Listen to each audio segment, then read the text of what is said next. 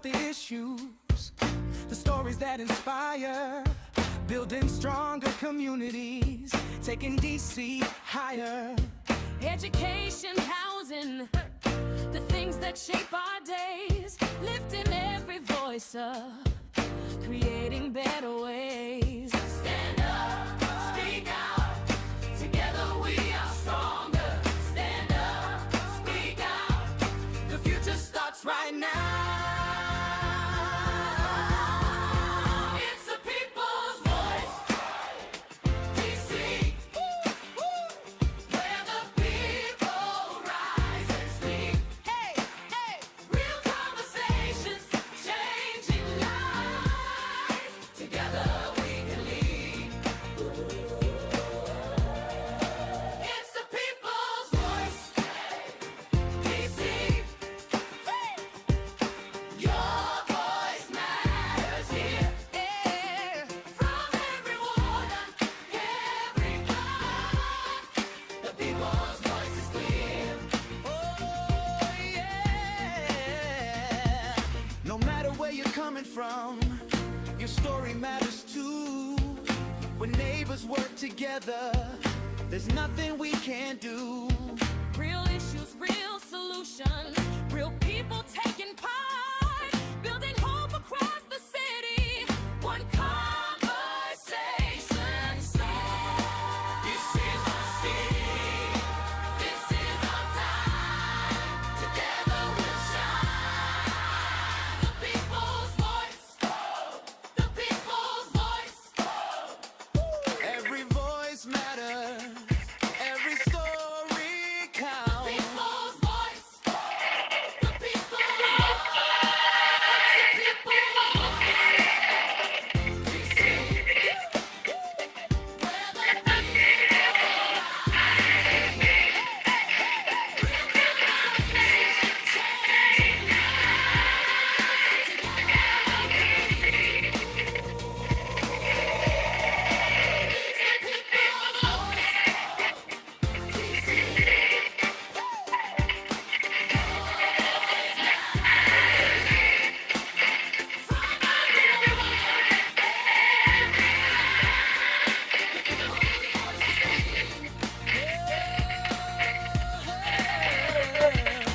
Hosted by Pastor Mike, powered by rising voices. This is the people's voice.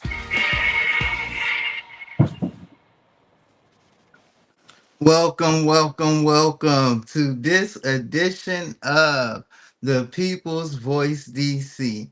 I am so honored, so humbled to have a very special guest today, our forever First Lady, Madam Cora Masters Berry. How are you? I'm doing great. It's a great day in Ward 8, as we always say. A great day in Ward 8. Listen, for those of you who don't know, who just don't know, this is a woman whose fingerprints are on nearly every chapter of DC. She is an educator, a political strategist, a voting rights champion, the founder of Southeast Tennis and Learning Center. She is the forever First Lady of the district and one of the most influential civic leaders our city has ever produced. This right here is a moment that I will cherish forever here on the People's Voice DC. Thank Well, you so much. but thank you. That was quite a lot. Yes, that's just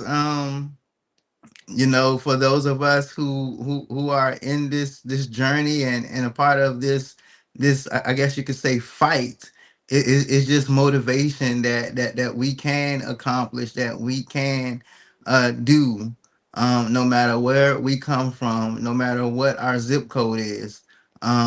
We have the ability, we have the brains, and as long as we are determined, we can accomplish. I agree with that. I moved to Washington, D.C. in 1970, actually August 14th, Hmm. 1970. That was my daughter's birthday, first birthday. and came here to go to Howard University to work on my master's degree. Fell in love with the city, and the rest is history. I find it I think Washington, D.C. is the best city in the world.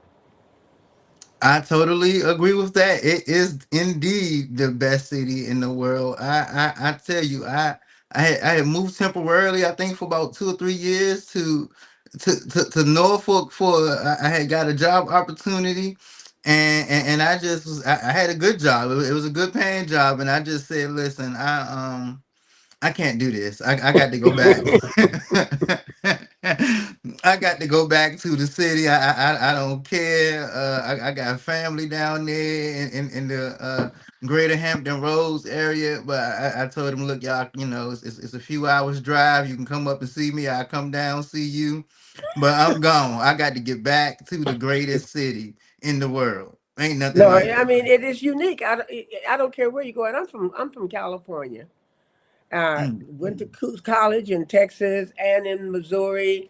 I've known all the great cities. I was even toying with going to live in Chicago, and then happened to get there one winter and said, "Oh no, I'll never do this."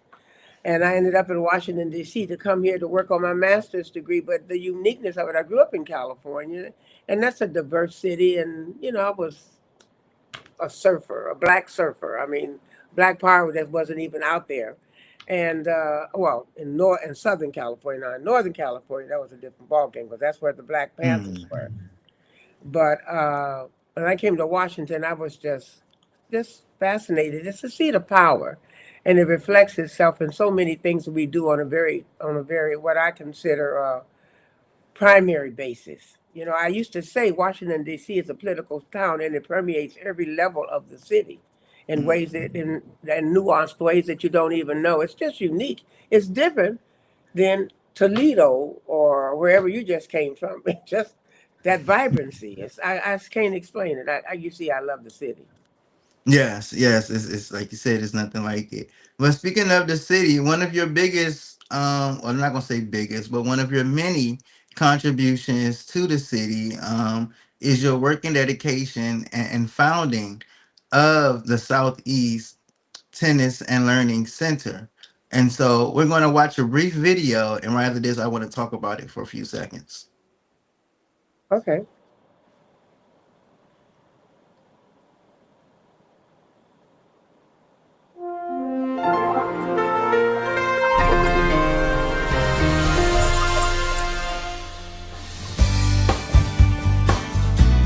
Here we are at the Southeast Tennis and Learning Center in the Williams Arena, no less.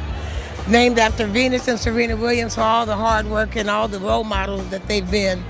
And we're opening up a 48,000 square foot arena that will host 6 indoor courts and a full mezzanine. So it's a great night. In some of our communities, tennis is not a sport that a lot of children are familiar with, and certainly it has arrived in some of our communities just in the recent past. So this is a statement about a commitment to children in terms of tennis and in terms of education. To have a facility like this that has tennis and education means so much. It allows a safe haven for these youth to go to after school to learn a sport that's a sport of a lifetime, to get tutoring assistance to help them with their education, and to provide a pathway for them to be successful. And to be in a community like this, it really provides hope, not just for the kids, but for the parents and for the community as a whole. This is an investment in community. This is what community development is all about. This is what growth in our youth is all about. So tonight, we're going to celebrate the city's investment, celebrate the investment that the Recreation Wish List and all these fabulous board members have made in our youth in this area of the city, and have a great time. The young people here don't really have a lot of recreational outlets. When Mrs. Berry first started the Southeast Tennis and Learning Center, one of the pieces of data we had was that there was one center for every 900 kids in Ward 3, but one center for every 2,700 kids out here in Ward 8. And so that made a compelling case for opportunities for young people.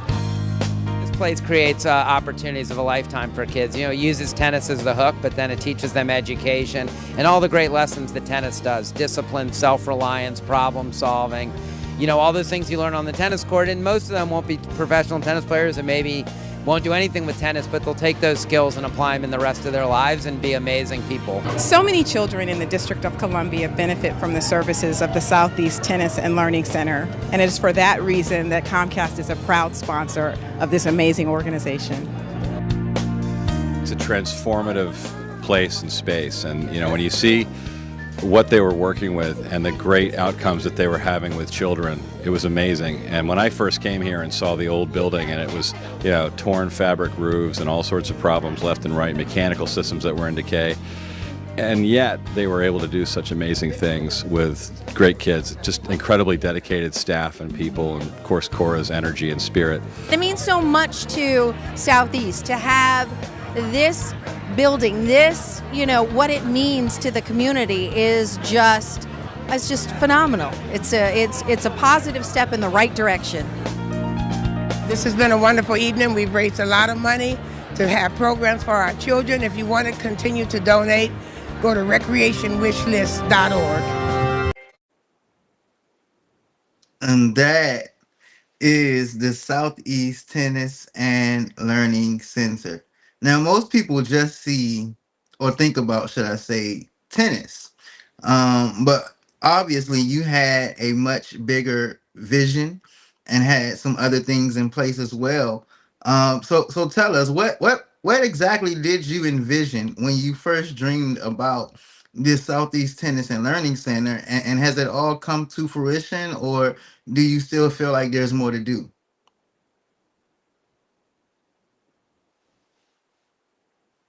Possible when my husband, Marion Barry, made his historic fourth term comeback, he asked me to please manage and put on his inaugural. I did, and as I was doing it, I was amazed by how much money people would donate to a party, and I was like, I can't put all this money in a party.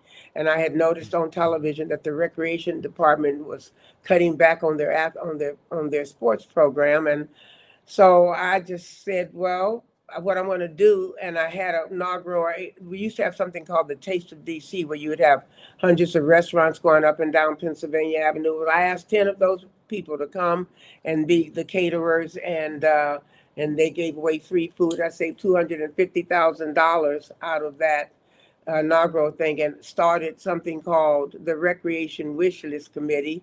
I called the director of recreation at that time, Miss Betty Jo Gaines, over, asked her to bring me her wish list, and from that point on, the wish list was much bigger than our $250,000, and so we kind of formed a nonprofit. And just as First Lady, I did not want to be, and would not be, could not be, and am not a traditional person who runs around kissing babies and going to teas. I just wasn't going to do that. So we had a foundation, and our job was to empower our youth all over the city. So we went around and Bald Eagle was our first place. We did a big cleanup, and then we put a boxing gym, and we put a dance studio and a computer lab in Bald Eagle. And then from there, we went everywhere. And one day I was riding down the street, saw this vast piece of land, did a little, what I call marketing research, my version of it, and found out that Black kids in that community were playing tennis, but they were being bused up to Northwest. And I was like, well, why we need to bus them? We'll just build some here. So we built 6 tennis courts. Kids had a ball, but I found out in that, and I'll just skip to this, that even though they were playing tennis, when they finished tennis, they settled the score on the corner. And I was like, no, that's not the point here. So we need a building. And God gave me a vision to build a building. And to make a long story short, that stayed with me until I was obedient, because I pushed away at first. And I jumped out there with my board behind me and the city, and I raised money to build something called the Southeast Tennis and Learning Center. I got a lot of pushback on naming it. I named it Southeast Tennis and Learning. And so don't put Southeast in there. I said, what do you mean don't put Southeast in there? They said, because of the connotation. I said, I'm going to put Southeast in there, and the connotation is going to be excellence. And the kids are going to do excellent, and we're all going to show with Southeast. And I'm not spending 5 years of my life to build a tennis center. I believe if you put a tennis racket in a kid's hand, or a ball or a bat, you ought to put a book in the other. So we're going to not only play tennis, but we're going to learn. And I want them to be champions, not only on the court, but in the court of life. And so that's how I came about. It's all all very organic, all divinely inspired, and just here we are. Now, don't get me wrong, right. My vision was a very much, I thought, I was thinking about like little temporary, you know, you know, trailers, and God Mm. had a bigger vision. And here we are at a $55 million vision, and across behind us on Valley Avenue in Southeast, on Wheeler and Valley Avenue, is a tennis expansion, $22 million expansion that we're going to be cutting the ribbon on soon, so that our kids can not only play tennis around the country, but we're going to bring in international tennis here. So the young people who come here will be coming from all over the world, leaving millions of dollars in the city and experiencing tennis in the hood, because there's nowhere else in this world is a tennis facility of this nature in the hood, in the middle of the community. The Southeast Tennis and Learning Center. I'm very proud of it. Down through the years, our young people have been able to go to college on tennis scholarships, and we've been able to travel. Or this summer, we're taking them to the U.S. Open. They're going to spend the day there, and then they're going to Mm. go to see Hamilton play, and then they're going to go to one of our funders, Reggie Van Lee's house, and have dinner on a patio. That's what we do with our children in Southeast. I know I'm saying a lot, but I'm excited about it because I'm here in summer camp now. I'm watching them out there. And in Southeast, a lot of times our kids get the least. So what we do here is we try to give them the most. Wow. I am sold. I got to get over there and volunteer or something. I am definitely sold. I'm excited about this center, and also what's to come. But I hear that you talk about the kids that have gotten scholarships. And I did a little research, so forgive me if my numbers are wrong, but I have gathered that this center and yourself have served more than 15,000 young people. Um, and I just was wondering, what would you say they have taught you? And even in a time like this, when we look at today's youth, we're talking about youth curfew. It's like our city is split on what do we do with our young people. From what you have experienced, what have you learned, and what do you feel our young people is missing and what they need? Well, it's interesting. I'm glad that you asked, because I have obviously had a front row seat in the last couple of years with the kids down Southwest and all of the things that have been said and done. I want to start by saying, first of all, Washington, D.C. is one of the most richly resourced cities in the country in terms of activities and opportunities and places for our kids to go. So let's just put that there. Now, we could always stand more, we could always use more, and we all are trying to do that. But I run a center in Southeast Washington, 701 Mississippi Avenue. It is the heart of Ward 8. Ward 8 is the far east of the river. I think we are about uh, 2 miles south of the Maryland line where we are, and right on the Siouxland Parkway. And so our kids come from the neighborhood, up the street, around the corner, and down the way. What I have seen is a plethora of having families come in from the same neighborhood, maybe even on the same street. This set of children are going this direction, and this set of kids are going the same different direction. They're all from the same poverty level. So we remove poverty as a factor. We know poverty is there, but there is also parental involvement. And I have found very clearly that the difference in what our kids need is different kind of parenting, parent responsibility, parent parent accountability. I have raised children at the Southeast Tennis and Learning Center. One particular situation, a parent about 5, 10 years ago, so obese they were not mobile. This woman was not mobile, but she was going to save her son. She stayed on that phone with me every day to make sure her son came to this center. And then when he was finished, and she'd send her son up there. And we did that with him for 7 years. And he would come here and he would go do of course, the tennis, but we had coding, we have math, we have homework assistance, we have creative arts where kids dance and sing. We have an annual program for 25 years called Blacks and Wax, where they talk about the history and learn the history of our people and the struggle. We've done all of that, and that saves lives. But the parents have to get the kids there, and that woman would not. And I've only put my hand on a kid one time in the whole 25 years. It was him. And I don't remember what he did. I think he stole something, whatever. It was a real menace. I grabbed him by the collar. And he was, I think, 13. And I picked up the phone and called his mother. I said, I got him by the collar. She said, when you finish with him, send him home, and I'm going to do the same thing. That kind of parenting, where you hold the kids accountable, where you trust your kids with other villagers so we can do it. That's the problem, because a lot of our kids that I see out here, my question is, who dropped you off there? I have a 14-year-old granddaughter. I know where she is. She may be with her friends at the mall, but you know what I'm saying? So I Right, think right. it's a condition. It's a condition, but it's parenting, it's community, and it's government.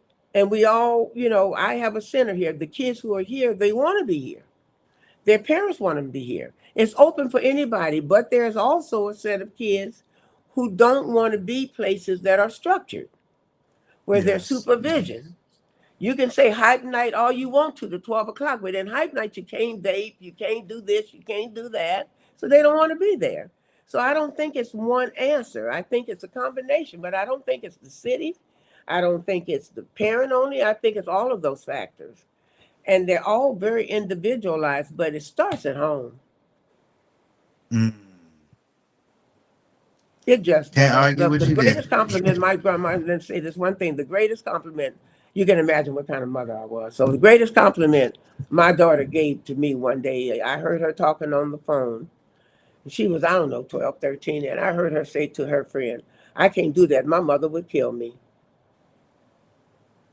Yeah, yes, indeed. I've You know had what that that means, conversation. right?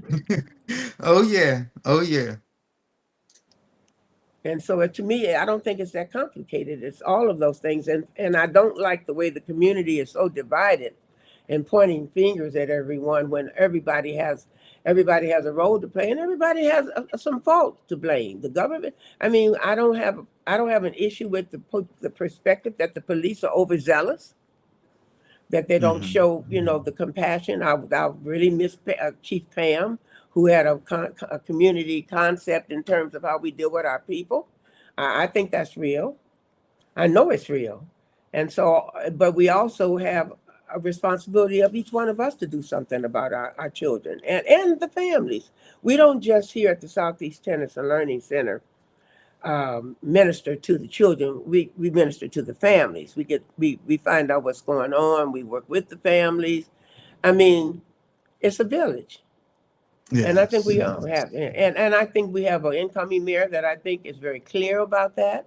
And I think our outgoing mayor has richly resourced the city for our children in a magnificent way. And my husband, I think about him often in this situation and what he would be thinking and how the role that he would be playing.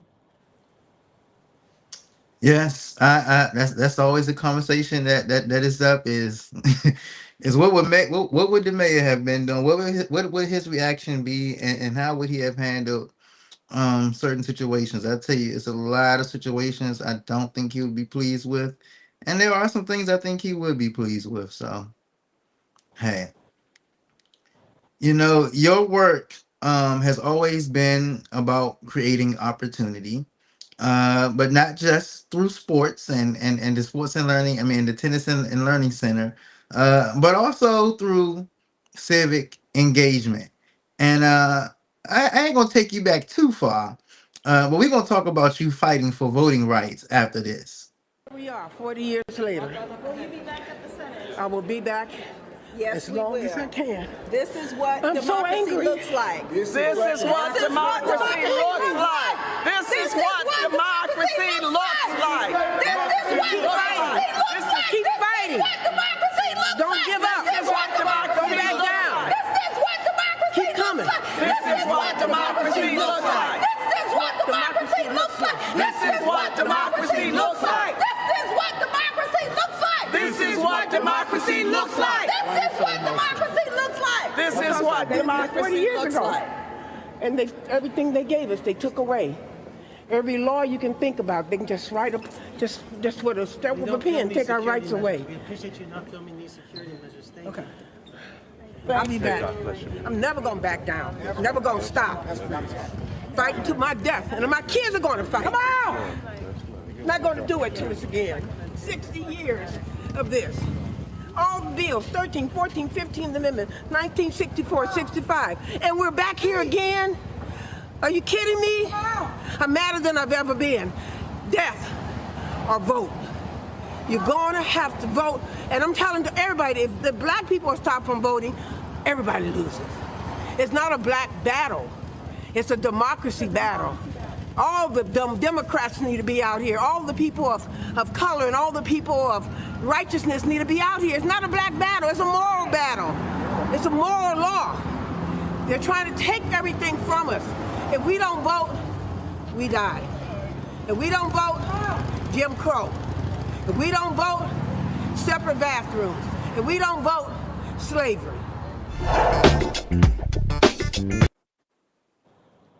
Wow. Shout out to Roland Martin and also to Comcast Newsmakers for their early video. But what a video. I was like in awe when I watched it. But I tell you, one thing I have gathered from your life is that it feels like this has become a personal mission for you. And so why has voting rights become such a personal mission for you?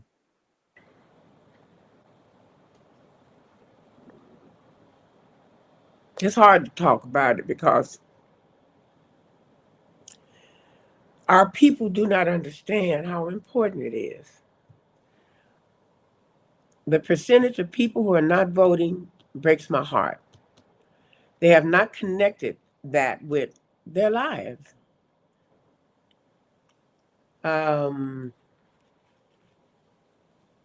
Jesse Jackson, after the election of Reagan over Carter, Jesse Jackson at the anniversary, one of the anniversaries of the March on Washington, spoke, and his speech was titled "Rocks Just Laying Around."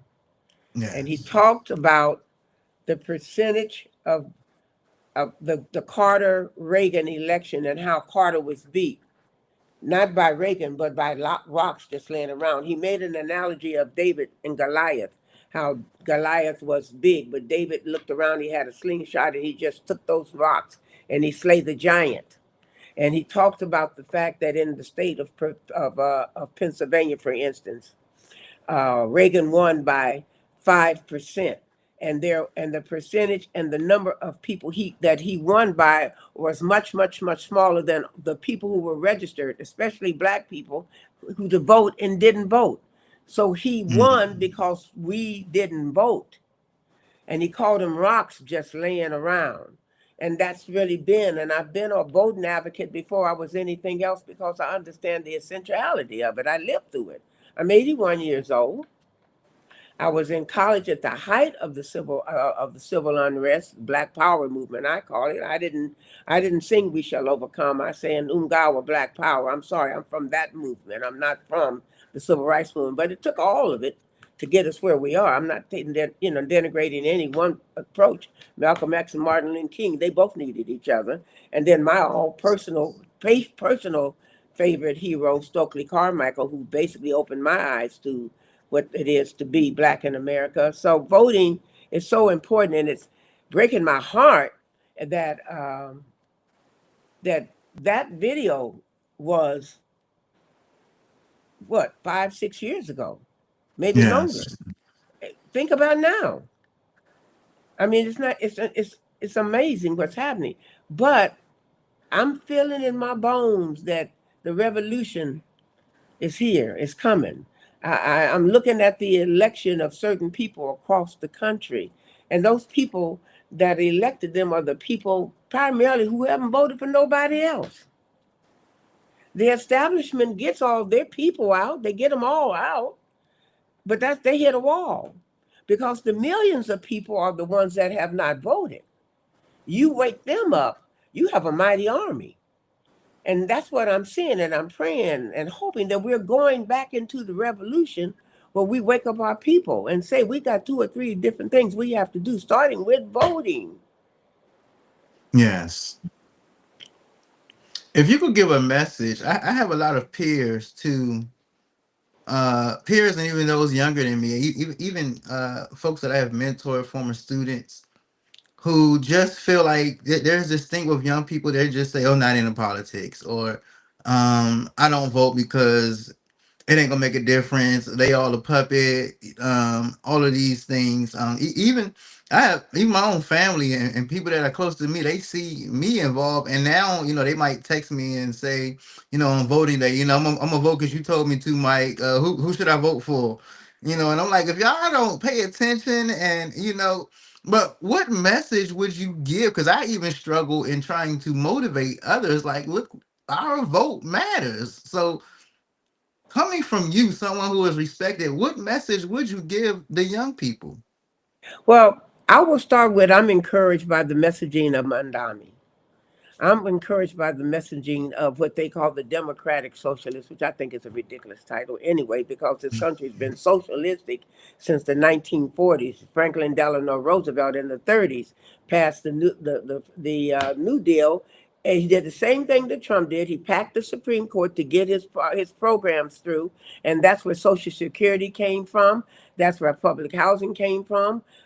Socialized medicine came from. So if we Yeah. have that, we have that. So I'm saying that what I hope is happening is being able to connect the conditions of people's lives with voting. And I see these young people are saying, like Mandami just did in New York with the slumlords and got rid of that we that your life can change, but you have to go to the polls. So the more we get on our group, we were too elevated with our messaging. I mean, really, when to take you back in history, because I'm a political science professor, so I tend to have to do this. I tried not to do it, but I'm gonna take you back to the Jimmy Carter, um, Reagan election, and the black people were running around. I'm not gonna call names because they were my friends, telling black people that Jimmy Carter had appointed more black people to the federal court bench than any other presidents all put together. I said, do you think they care about that? That's not messaging for our people. So our Right. messaging, our connectivity is what I'm saying. So next time somebody runs for president like Kamala, instead of taking Beyonce up on a stage where everybody in the room is already going to vote anyway, we got to get into our communities. We got to Yeah. stand there when the people checking out at the Walmart. We got to talk to our people. We got to get back in the community. Marion's historic fourth term was possible because we didn't pay attention. The Nobody wanted him to come back in the establishment. The Congress didn't want him back to count. Nobody did, but God and the people. But we went to the people. We went to public housing. We even went down to CCND. We went everywhere where the people were who knew who Marion Barry was and what his policies were, and that he had the love in his heart for them. And that's how he got it. And that's what we need to do. We have to get back in our communities, and you as an influencer, your messaging has to be simple. There's a direct connection between how much money you make and the protection you're getting from it, your inability to do this, and who's in office and makes that decision. If you do not vote on somebody in that office, then you're at the mercy of whoever shows up. And you've got good data now. You got what's going on. I mean, my guy Trump, I call him my guy because he's gangster. He has laid it all out there. There's no nuances. So just look at that, and that's not voting right over there. So I mean, you just have to. The messaging has to be simpler and connecting.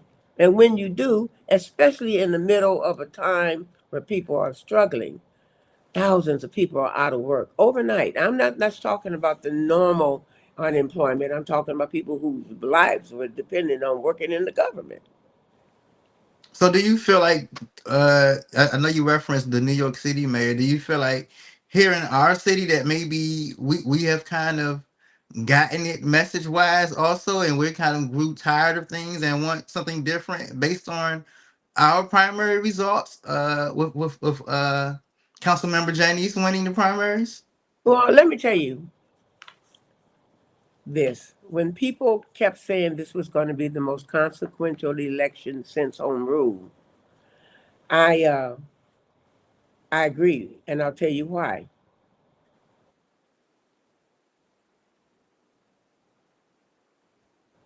I looked at the electorate, and I looked at when Marion ran for mayor the first time.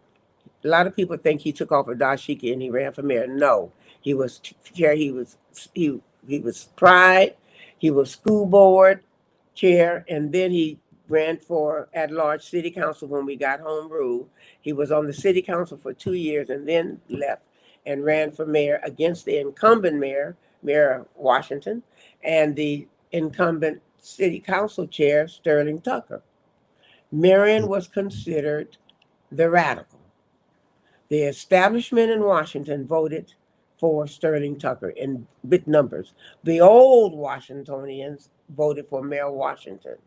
It was young people, progressive people, white people, and the Washington Post that elected Marion the first time. Wow. And I looked at that and I looked at this as a historian and said, wow, there are some similarities here. And so I think that the electorate that has elected incoming Janice George is very similar to the electorate the demographic that elected Marion. I think the messaging has reached people who maybe were disaffected or not connected, because I'll be very interested in seeing the breakdown of the vote in terms of the demographic. I know the numbers, but I want to know, the who, what, and where. Right, right. That would be interesting. I can't. I would love to see those numbers. Yeah.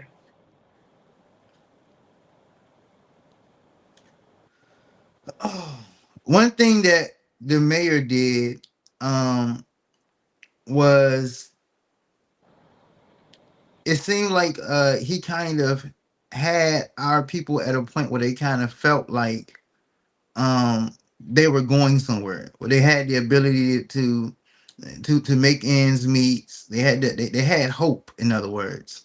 Um, do you feel like our city has hope over the next 10 years? Absolutely.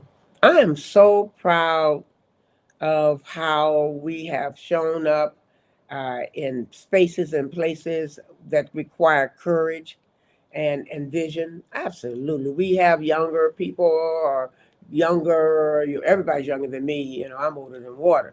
But people like Ron Moulton, who's gone from Peaceaholics to founding a go-go museum and out there advocating in the streets. We've got on the other side over there the Harriet Dreams and the Free DC people. In the middle, we got some gangster ANC commissioners all across the city. I'm impressed. Why are you laughing? No, I listen. I really I love a lot of stuff that Ron Moulton does, but we often clash when it comes to bikes and bike lanes because I'm an avid biker. But I'm sorry, I'm not on your side. Let me tell you what happened to me downtown the other day. I was getting out of a car, and big, SUV, but we couldn't. We had to wait for the bikers. The cars had slowed down, and that was fine. That was on that side of town. On this side of town, I have never been in danger of a biker. So I do think that bike lanes should be proportionate to the population it serves. This is not a big biking community. And we have Right. limited parking over here. So come on, take that in consideration. It just you don't ever see no bikers on the lanes. And over Northwest cars, and I get that. But that doesn't work over here. So Yeah. I'm with Ron. So what you gonna say? I'm with Ron. I don't want no beef with you. All right. Before we go to our close, I'm just going to play Mhm. one last video of my dear brother. But before I play that video, I do want to remind everyone. Here is our flyer.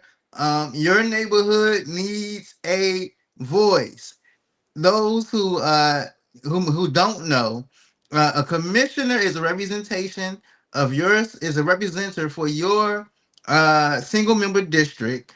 And they make a lot of decisions, a lot of things that's going on in your community, a lot of small businesses that may pop up. I know there's a lot of fuss about our tobacco stores and those types of things. You want to make sure that your district has representation. Too often there are too many commissions that do not have representation, that do not have a commissioner. And when things come up, the people are not properly represented, and they can't fight for what they That's right. truly want and need. Here at Rising Voices, that's what we do. We help you. Listen, petitions have already been picked up. They're still not due until next month. Listen, you still have time. If you're interested in running, please send us an email, leave us a comment, give us a call, send us a text. However way you want to do it, we want to make sure that we help you. We don't charge. We're just here to help you navigate through the DC political system and to help give you an advice and to help you hopefully, I can't guarantee it, but to help you hopefully secure a victory. Reach out to us. What needs to change in the District of Columbia? First of all, we need statehood. United States government. Don't use that word. We need statehood. We need statehood. And the United States government goes to Iraq, goes to Afghanistan, goes around the world saying we want democracy. And yet in his own backyard, right down from the president's house and the Congress house, we don't have a voting senator, a voting representative. So we need to have statehood. Now, that's not going to be a miracle worker, it's not going to be a silver bullet, but at least it gives us a say over our money.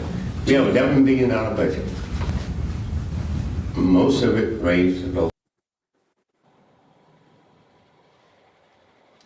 We need statehood. That is what our mayor for life said. What do you think about statehood? Is it absolutely imperative? How important is statehood today? You know, the debate between statehood and full voting representation has struggled on. Statehood would be great. I don't know if it's attainable, but what I do think is attainable is full voting representation in Congress and full control over our budget, to getting the Congress out of our budget and being able to have a vote and a voice and two senators. We don't, that's it. That's just full voting representation. And that's Do what you I'm for. do you think that we kind of owe it? Those of us who are, I guess, myself and maybe the next generations. Do you think we kind of owe it to the Honorable Eleanor Holmes Norton to get statehood? If we could get it, absolutely. But if your goal is, if your question is, should we keep that as a goal? Absolutely. But I'm just talking to you about through my years of being here from day one on this issue. I think full voting representation is a more attainable goal. I mean, you get statehood, you have to have a governor, and then I mean, the structure of statehood. I don't know if in its present structure, that would have to be something that would have to be looked at. But full voting representation, I actually think, is really what gives us full independence. I've heard about a compromise that was offered by the Republican side that we wouldn't have to pay federal income taxes. Would you be in favor of that In return for what? in return for the give up on statehood? But in part of that be full voting representation, because if not, that's sharecropping. I mean, that's just my view of it. So I agree. I agree. I just wanted your thoughts and your opinion. No, not gonna be no sharecroppers. But we just played a clip from the great Marion Barry. I had the opportunity to meet Marionberry at a place when I was going through one of my darkest moments in life. It was actually Vincent Gray while I was at Covenant House, Washington, homeless, getting an intake. And Mayor Marion Barry walked through the doors, and I was introduced to him. And I don't know what he saw in me. I mean, it was a lot of us teenagers in there, 18, 19, just knuckleheads and not knowing what we was going to do with our lives and ourselves.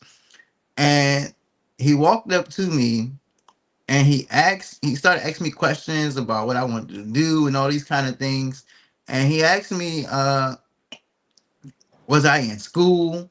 And that conversation ended with him assigning his staff member uh, to get me enrolled at UDC, and to help me locate an apartment. And I'll tell you about maybe over a 2 month period, both happened. I was enrolled in UDC, and I was able to obtain keys to my first apartment. And the thing that bothered me was that the apartment that they helped me to get, it wasn't in DC. It was That's over weird. in Oxon Hill. Ward Right over in 9. Oxon Hill. Yeah, in Ward 9. It was in Ward Yeah. 9. And you know, I went to it. I'm like, I just don't get it. Why would you help me but lose a vote? Like that, I don't understand. And his response was, man, I'm not worried about that. I just want you to have a place to stay. And ever since then, I was just like, I've been totally amazed because since then I still have not come across a council member or mayor who has treated me in such a way, and I know I know these ones, you know, a lot longer and way more than I knew Mayor Marion Barry, and so that kind of heart, it always stuck up to me, and you know, it changed my life forever, and even changed how I do quote unquote politics, and how I navigate in this field. Marion just Marion believed in humanity. I mean, he really was very special. There was an anointing on him. He never, and I used to always say this. He didn't have a respect of person. When he saw you, you could be the king or you could be homeless. That's what, and he just didn't have it in him. I promise you. And it was one of those things that the same thing make you laugh, make you cry.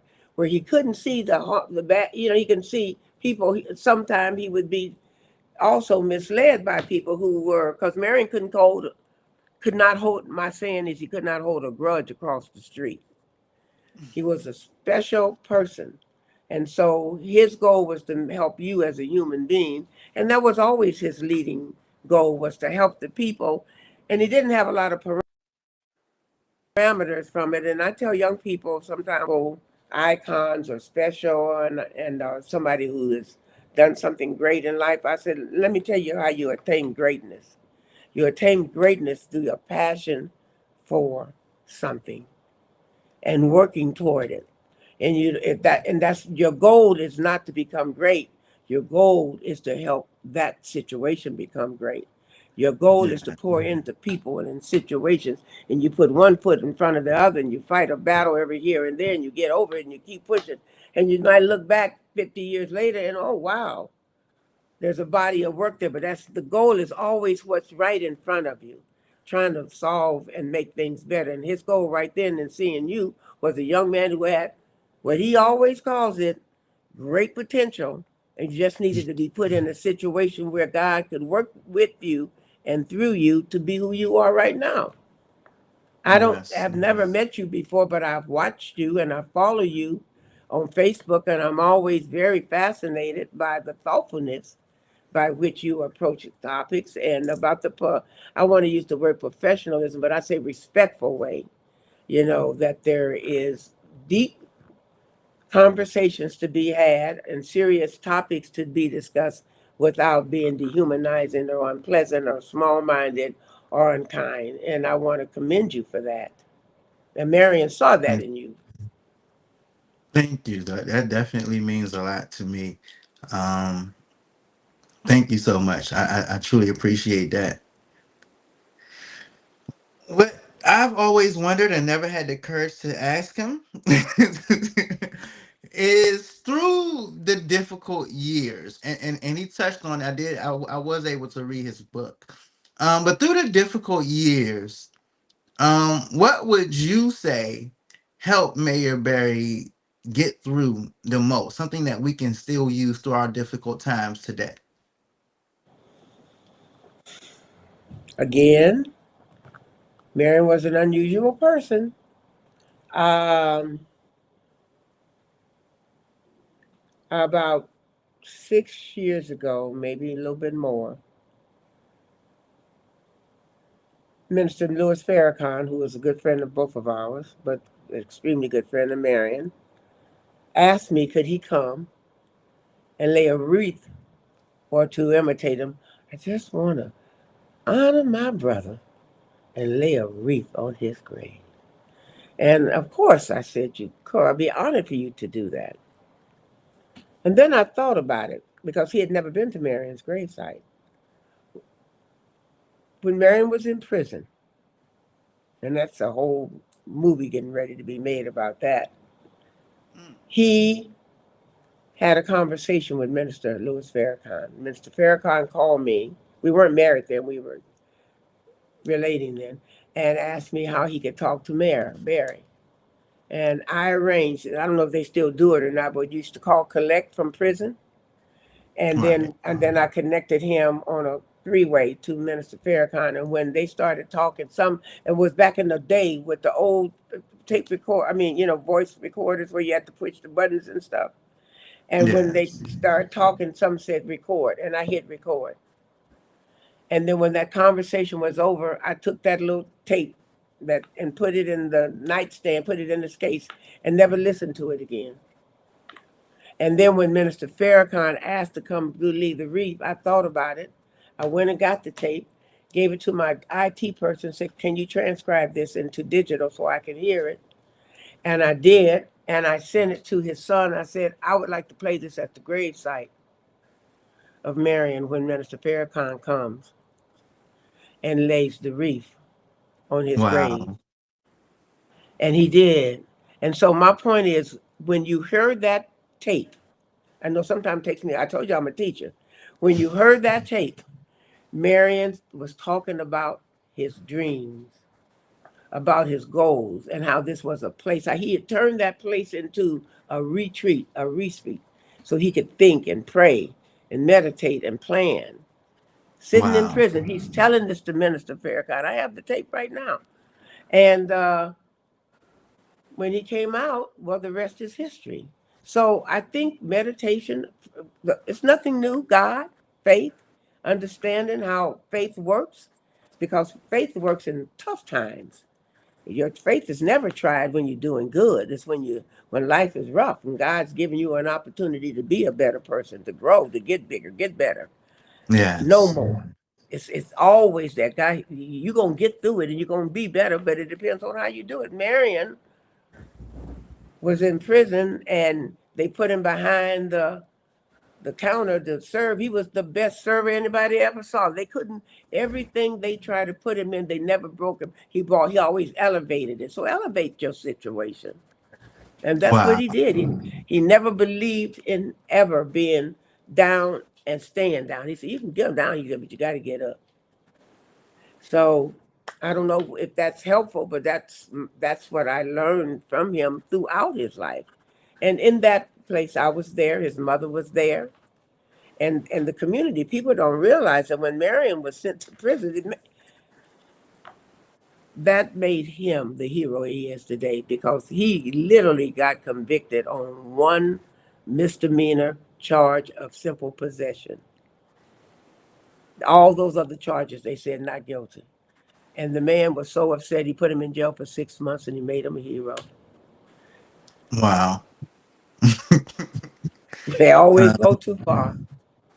that's in the church world would have summed that up by saying God will make your enemies your footstools. I always remember that. Always remember that. Why you treat people is I gonna come back to you in tenfold. So when everybody gets so upset about what's going on now, I said, okay, calm down. I said, Right. there's nothing. My mother used to always say this, and I used to have a podcast called this. There's nothing new under the sun. I said, if you want to know how this is going to end, read a history book or a Bible. I like it. I like it. Well, this is the end of our show. There are so many great nuggets. I actually was on my phone taking some notes from some of the things you were saying. So I definitely will have. I mean, that elevates your situation. I can write a sermon off that thing. But that's something that I'm gonna be meditating on. I know this week. Elevate your situation. That's a word. So I thank you and the great mayor for life for those words. And this has been a pleasure, like I do with all of our shows. I end it with our guest voice. So anything that we did not discuss, anything that you would like to leave our listeners with, you will have the last voice. I will say that I have got to get over there to the Southeast Tennis and Learning Center. I have got to see you, number one, in person. And I have definitely got to get over there and check out that center. I am motivated. So I got to get over there. Thank you again for joining us and for coming on the show. And the last word is yours. I always say to people, the power you have is in the prayer that you deliver.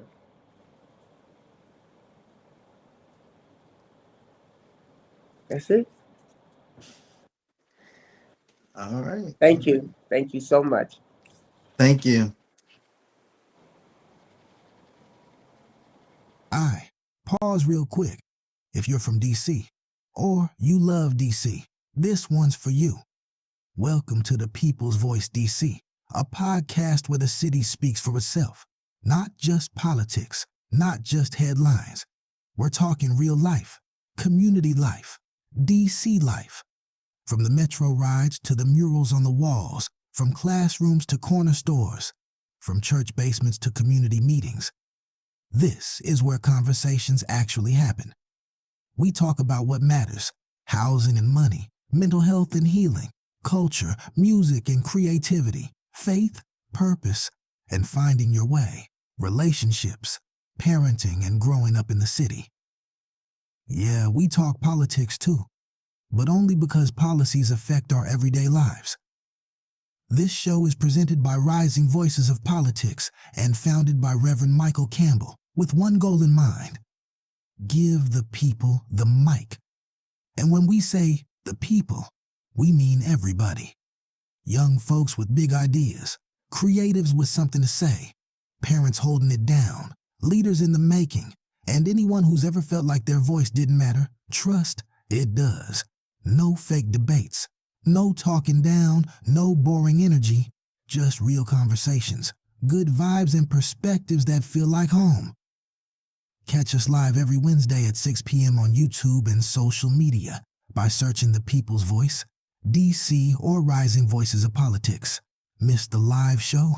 It drops the same night at risingvoicesdc.org, and you can listen anytime on Spotify. So whether you're on your phone, in the car, in the dorm, or just trying to feel connected, tap in, tune in, and be part of something bigger. This is The People's Voice, DC, the city, the